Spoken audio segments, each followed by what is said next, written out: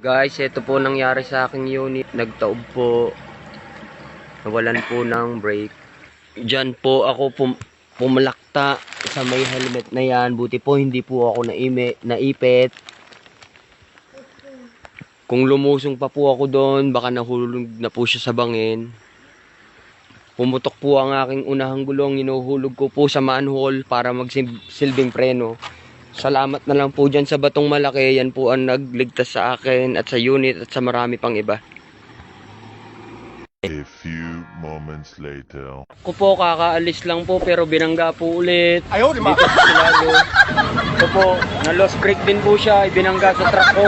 Katatayo lang po ng truck ko. Binangga po niya. Yan po. Katatayo lang po ng unit ko. Binangga po. Nawalan din po ito ng preno.